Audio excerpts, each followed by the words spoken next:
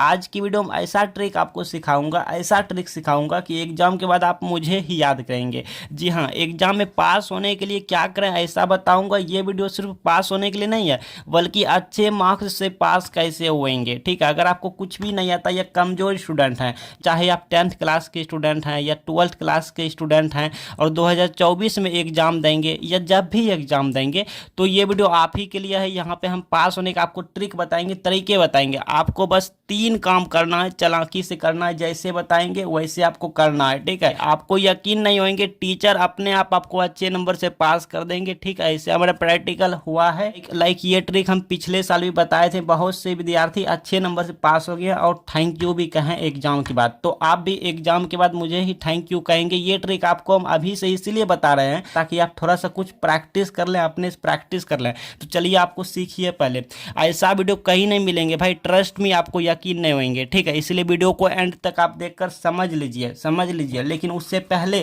Trick बताने से पहले मेरा फर्ज क्या है आप ये भी जान। मेरा फर्ज क्या है, आई मीन टीचर का, आई मीन मेरा फर्ज। ठीक है, हम जो ये वीडियो बना रहे हैं क्यों बना रहे हैं, लाइक मेरा फर्ज क्या है, देखिए यहाँ पे ध्यान से समझिए।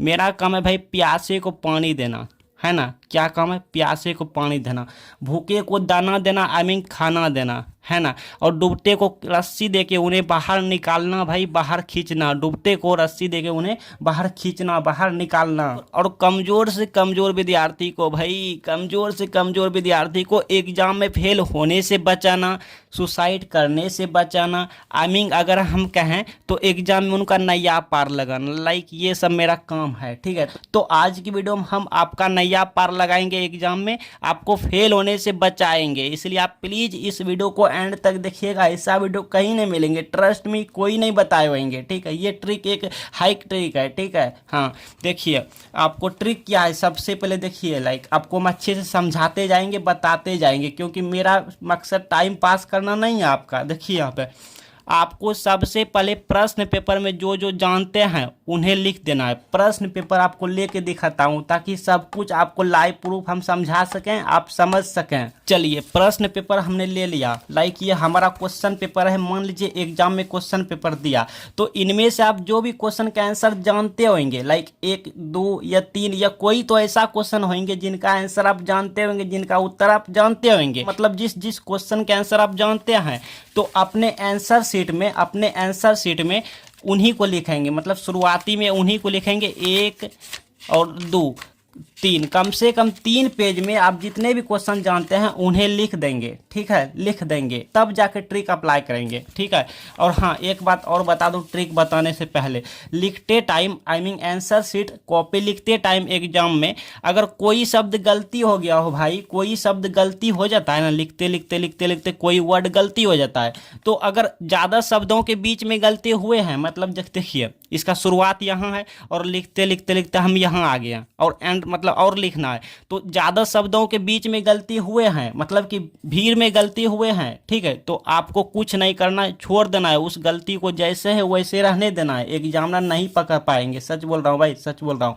लेकिन लिखते टाइम अगर शुरुआत में या लास्ट में कहीं गलती हुए हैं कोई वर्ड, तो आपको सिर्फ इस तरह से कट करना है। ज़्यादा इस तरह से, ज़्यादा नहीं, बस एक बार इस तरह से कट करना है, ना कि ज़्यादा इस तरह से ओवर राइटिंग करना। ये गलत तरीका हो गया और ये हमारा सही तरीका हो गया। तो चलिए अब ट्रिक आपको बताता हूँ भाई, सब कुछ लाइव प्रूफ के साथ समझाता हूँ। आप बने रहिए वीडियो पे एंड तक, सीख के जाएंगे भाई। एग्जाम के बाद मुझे ही याद करेंगे, आपको यकीन नहीं होता होगा, आप सोचते होंगे ये क्या से क्या बोले जा रहा है। तो चलिए ट्रिक पे आ गए हैं। हमने कहा आपको 3 काम चालाकी से करना है ना, 3 काम चालाकी से करना है।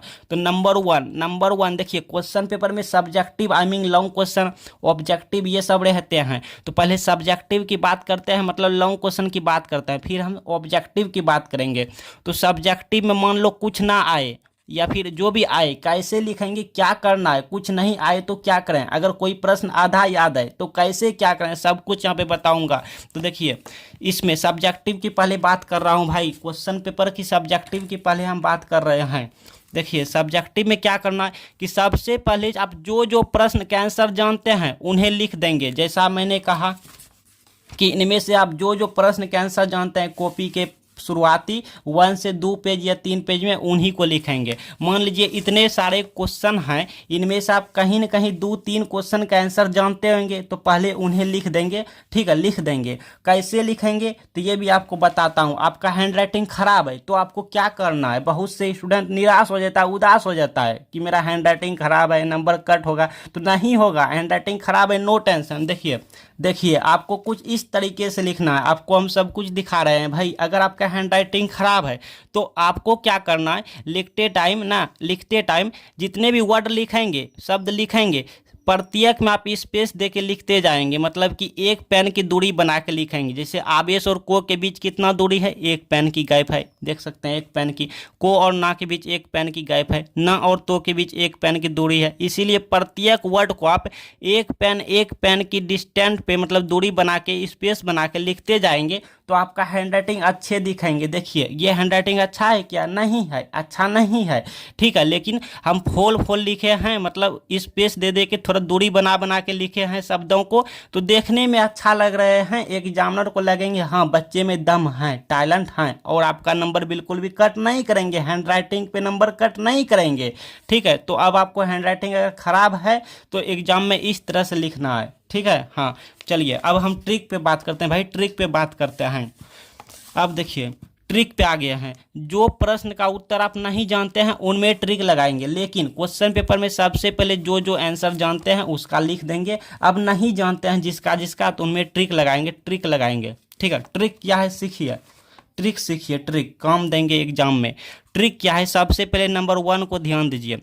क्वेश्चन से रिलेटेड ऑब्जेक्टिव में खोजना है। कुछ नहीं समझ आए होंगे अभी आपको, क्वेश्चन से रिलेटेड ऑब्जेक्टिव में खोजना है। जैसे मतलब मैं आपको दिखाऊं कि मान लीजिए इनमें से बहुत क्वेश्चन है, एक पल के लिए मान लीजिए आपको ये क्वेश्चन नहीं आता है, मतलब इस क्वेश्चन का उत्तर नहीं आता है। देखिए मेरे बातों को ध्यान से समझने की कोशिश कीजिए, मोस्ट इंपॉर्टेंट बातें बोलने जा रहे हैं।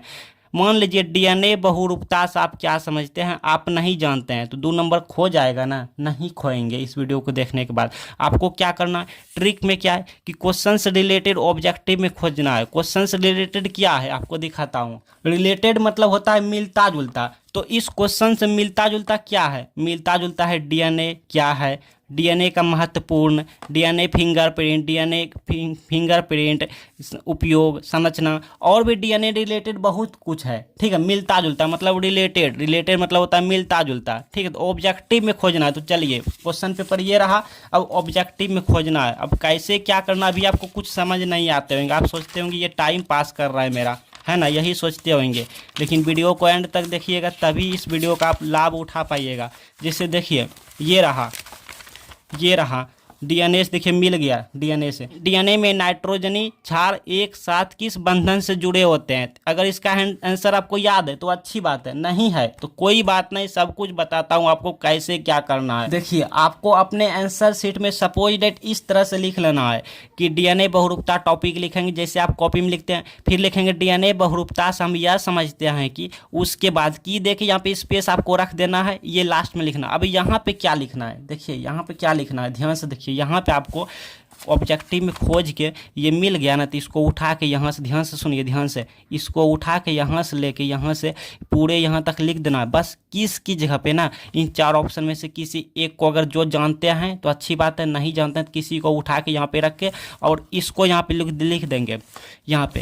यहाँ पे डीएनए में, ये वाला डीएनए में नाइट्रोजनीकरण क्षार जो भी होता है यहाँ पे लिख देंगे। ठीक है, लिख देंगे और लास्ट में लिखेंगे तो इसे ही डीएनए बहुरूपता कहते हैं। लेकिन अभी नहीं, अभी लिखेंगे बहुत छोटा हो जाएगा, 2 नंबर हमको नहीं मिल पाएंगे, और थोड़ा दिमाग लगाना है।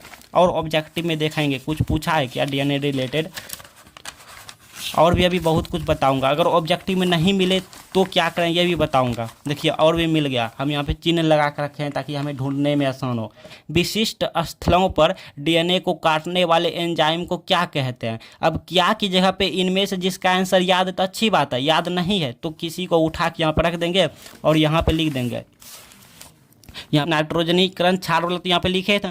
फिर यहाँ पे लिखने के बाद मान लो जो आपको दिखाएं वो यहाँ से यहाँ तक मैं लिखा, फिर इसको क्या करना, आगे यहाँ से लेके यहाँ तक बीच में घुसा देना है, लास्ट में लिखना तो इसे ही डीएनए बहुरूपता कहते हैं। लेकिन अगर 5 नंबर या क्वेश्चन रहे तो और खोजना है, ठीक है, और खोजना है। मिल गया तो अच्छी बात है, और नहीं मिले ना, या बहुत से स्टूडेंट का कहना होता है कि सर अगर ऑब्जेक्टिव में मिलता जुलता रिलेटेड ना मिले तो नहीं मिले तो नहीं मिले ना, नहीं मिले तो ये ट्रिक नंबर 1 फेल कर गया, मतलब ये ट्रिक फेल कर गया अगर नहीं मिले तो। तब दूसरा नंबर लगाना है ट्रिक, ये 3 में से कोई ना कोई काम कर जाएगा। दूसरा क्या, मिलता जुलता रिलेटेड लिखना है। जैसे देखिए आपको दिखाता हूँ, मैं सब कुछ लाइव प्रूफ के साथ दिखाऊंगा।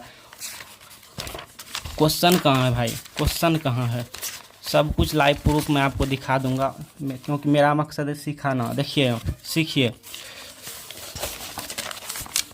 अगर ऑब्जेक्टिव में नहीं मिले डीएनए बहुरूपता से रिलेटेड कुछ भी, तो आपको तो इस तरह लिखना है, कॉपी में जैसे लिखते हैं। फिर यहाँ पे लिखना है क्वेश्चन में जो है कि डीएनए बहुरूपता से आप क्या समझते हैं, तो यहाँ पे लिखेंगे, यहाँ पे लिखेंगे डीएनए बहुरूपता से हम यह समझते हैं कि अब की के बाद ना डीएनए बहुरूपता से अगर मान लो इससे रिलेटेड कुछ तो याद होगा ना भाई, कुछ तो। जैसे मान लो डीएनए क्या है, डीएनए का महत्वपूर्ण, डीएनए फिंगरप्रिंट, डीएनए का उपयोग, डीएनए संरचना, कुछ तो याद होगा या भाई ना डीएनए से रिलेटेड, मतलब डीएनए बहुरूपता में से डीएनए से रिलेटेड कुछ तो याद होगा। तो यहाँ पे लिख देंगे, ठीक है, यहाँ पे लिख देंगे और लास्ट में लिखेंगे तो इसे ही डीएनए बहुरूपता कहते हैं। अच्छा, अगर मिलता जुलता कुछ भी याद नहीं है तो आपको इतना जरूर मालूम होगा कि ये क्वेश्चन ना किस चैप्टर से लिए गए हैं। तो जिस चैप्टर से लिए गए हैं उस चैप्टर में से जो भी आपको क्वेश्चन याद है उसे बीच में घुसा के लिख देंगे। एग्जामिनर को भनक तक नहीं चलेगा। भाई सच बोल रहा हूँ, सच बोल रहा हूँ भाई, सच बोल रहा हूँ, सच बोल रहा हूँ मेरे भाई, सच बोल रहा हूँ यार। ऐसा प्रैक्टिकल हुआ है, मैं सब मतलब मेरा एक्सपीरियंस हो गया है ना। हम 1-2 साल से काम नहीं कर रहे भाई, 1-2 साल से नहीं पढ़ा रहे हैं, कई सालों से पढ़ा रहे हैं। सब विद्यार्थियों को बताते हैं ऐसे वैसे, काफ़ी एक्सपीरियंस नॉलेज हो गया है, मतलब होते क्या है, चलते क्या है। अच्छा, अगर मान लो आप कहेंगे सर अगर हम कुछ भी हमको नहीं आएंगे एग्जाम में, हम गोबर गणेश हैं, मतलब कुछ भी नहीं आएगा, तब सर ट्रिक कैसे काम करेगा। तो भैया 2 नंबर भी ट्रिक फेल कर जाएगा अगर आपको कुछ भी नहीं आएगा, मिलता जुलता कुछ भी नहीं आएंगे, कुछ भी नहीं आएंगे। मान लो जैसे ये क्वेश्चन है, लाइक ये क्वेश्चन सपोज डेट एक पल के लिए मान लीजिए, ये क्वेश्चन आप कहीं पढ़े ही नहीं है, कुछ नहीं जानते हैं, तो 2 नंबर छूट जाएगा ना भाई। लेकिन नहीं छूटने देंगे भाई, देखो 2 नंबर नहीं छूटने देंगे। 2 नंबर ना है सही, लेकिन 1 नंबर जरूर लेके इसको जाना है, लेना है। मतलब तो इस सिचुएशन में मतलब ये भी हमारा मतलब कि बता दिए, ये भी फेल कर जाएगा। अगर कुछ भी नहीं आएंगे तो एग्जाम में, मतलब कोई प्रश्न का आंसर कुछ भी नहीं आए, कुछ भी नहीं आए, तब इस सिचुएशन में आपको किसी दूसरे प्रश्न का आंसर लिखना है, लेकिन सादा पेज खाली नहीं छोड़ना है, मतलब उस क्वेश्चन को नहीं छोड़ना है, ठीक है। जैसे मान लो इसका आंसर आपको कुछ भी नहीं आता तो इसे छोड़ना नहीं है, लिख के आना है। क्या लिखेंगे, कैसे लिखेंगे, तो किसी दूसरे प्रश्न का आंसर वहाँ पे लिख देंगे, ठीक है, लिख देंगे भाई, लिख देंगे, जो आपको याद है लिख देंगे। नंबर 10 देके थोड़ा सा इससे स्टार्ट कर देंगे, फिनोटाइप और जीनोटाइप से हम यह समझते हैं कि फिर लिख देंगे जो आपको याद है, ठीक है। क्यों, क्योंकि बिकॉज एग्जामिनर खुद कहता है कि बच्चे की कॉपी में कुछ ना कुछ लिखी होनी चाहिए जिससे कि मुझे नंबर देने में बने। बिकॉज एग्जामिनर खुद चाहता है कि बच्चे की कॉपी में कुछ ना कुछ लिखा होना चाहिए जिससे भी मुझे नंबर देने में बने। खाली पेज सादा पेज नहीं होने चाहिए, क्योंकि खाली पेज सादा पेज रहेंगे तो एग्जामिनर को नंबर देने में शर्म आएंगे, वो नंबर नहीं दे सकते हैं, चाह कर भी नंबर नहीं दे पाएंगे। लेकिन अगर कॉपी में गलती सलती ही कुछ कुछ लिखे रहेंगे तो एग्जामिनर को भी लगेगा चलो बच्चे ने मेहनत किया है, कोशिश किया है, तो आपके कोशिश करने का नंबर देंगे। तो समझ गए ना, चलिए आगे बढ़ते हैं। अच्छा, एक बार आपको अच्छे से समझा दूं, जैसे मान लीजिए हम दूसरा क्वेश्चन लिया, ठीक है, एक बार अच्छे से समझा दूं। देखिए यहाँ पे मान लीजिए आपको आपको ये क्वेश्चन नहीं आता है, असहयोग आंदोलन प्रथम जन आंदोलन था, नहीं आता है तो 2 नंबर छूट जाएगा। लेकिन नहीं, कुछ ना कुछ लेना है। जैसे देखिए आपको क्या करना है, इससे रिलेटेड मिलता जुलता लिखना है। जैसे देखिए असहयोग आंदोलन प्रथम जन आंदोलन था, क्वेश्चन लिख लिया। अब इससे रिलेटेड क्या हो सकता है, आप याद कीजिए, आपको कुछ याद है क्या इससे रिलेटेड, कोई प्रश्न का उत्तर याद है। जैसे मान लीजिए असहयोग आंदोलन याद नहीं है, चलो सविनय अवज्ञा आंदोलन याद है या चिपको आंदोलन आंदोलन याद है? या बिहार के किसान आंदोलन याद है? भारतीय राष्ट्रीय आंदोलन याद है? सूचना अधिकार आंदोलन याद है? यूनानी स्वतंत्रता आंदोलन याद है? मतलब कोई आंदोलन तो भाई याद होगा ना यार, कोई आंदोलन तो याद होगा ना, उसको लिख देना है इसकी जगह पे। अगर वो भी याद नहीं है तो किसी दूसरे प्रश्न का आंसर लिख देना है, मतलब छोड़ना नहीं है। या फिर ये जो क्वेश्चन है ये जिस चैप्टर से पूछे गए हैं उठा के उसको लिख देना है, लेकिन छोड़ना नहीं है। चलिए आगे बढ़ते हैं। चलिए नंबर 2, नंबर 1 तो बता दिए सब्जेक्टिव लॉन्ग क्वेश्चन में क्या करना है, ठीक है। अब नंबर 2 में खोज के लिखें, ठीक है। इंग्लिश पेपर रहे या हिंदी का पेपर रहे या जो भी पेपर रहे, ठीक है, मतलब जिस भी क्वेश्चन का आप एग्जाम दे रहे हैं तो आपको ना इस तरह से पैसेज रहते हैं खोज के लिखने वाला। देखिए इस तरह से पैसेज रहता है खोज के लिखने वाला, इसका आंसर इसी में छुपा हुआ होता है। अगर आपको सटीक आंसर नहीं पता, मतलब क्या होंगे आंसर वो आपको नहीं पता, तो कोई बात नहीं, जहाँ से मैच किया वहाँ लिख देना। जैसे मान लीजिए आपको एक कहानी सुनाऊं, रियल है। जैसे मान लीजिए यहाँ पे कि हनुमान जी जब गए थे हिमालय पर्वत पे लाने के लिए संजीवनी, ठीक है, तो उनको भी समझ नहीं आया था कौन सा है कौन सा नहीं है, तो उन्होंने क्या किया, पूरे के पूरे लेके आ गया, ठीक है। तो आपको क्या करना है उसी तरह, मतलब कुछ ना कुछ लेके आ जाना है वहाँ से, पूरे के पूरे लेके आ जाना है, मतलब पूरे के पूरे लिख देना है। जैसे देखिए ये इसको खोजना है, मैच किया, कहाँ पे मैच किया, देखिए यहाँ पे मैच किया, ये वाला मोर और यहाँ पे डेंजरियस, ये मैच किया, तो आपको जरूर इसका आंसर यहीं पे कहीं होंगे। तो आपको यहाँ से या यहाँ से जहाँ पे बिंदु कोमा जो भी है उठा के यहाँ तक लिख देना है, ठीक है। आंसर जरूर मैच करेंगे भाई, मैच करेंगे।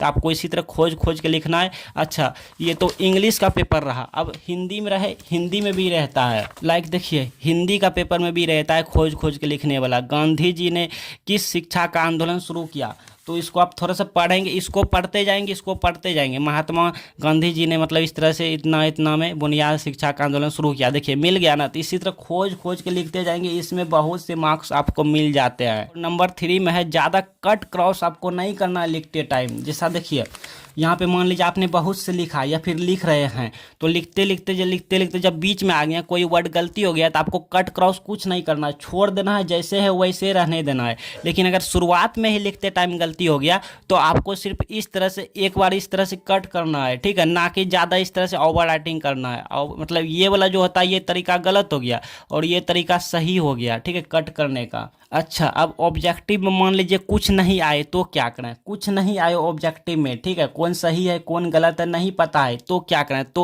ऑब्जेक्टिव ट्रिक निकाल दिया, लिंक डिस्क्रिप्शन में कमेंट में है, ठीक है, आप जाके सीख लीजिए, एग्जाम में काम आएंगे।